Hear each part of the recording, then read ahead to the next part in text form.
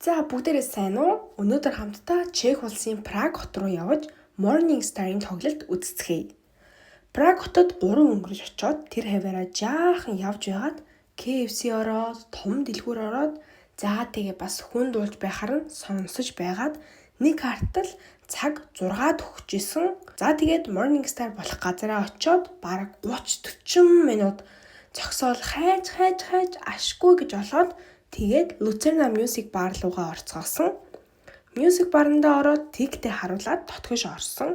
Удалгүй байж итэл тоглолт маань эхэлсэн.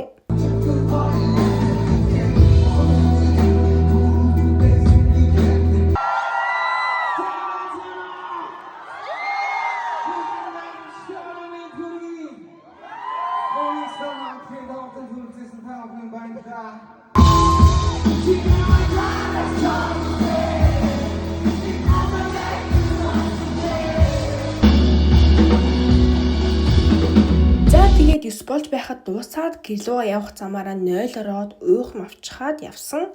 Явсаар гэртээ ирсэн. За тэгээд өнөөдрийн Morning Star бол үүгээр хэлхийн аргагүй үнэхээр галзуу тоглолт болсон. Бичлэгээ дуустал нь үзсэн хүмүүстээ маш их баярлалаа. Instagram хуудсан дээр маань follow төвчөндөө дарахаа битгий мартаарай. Тэгээд bye bye.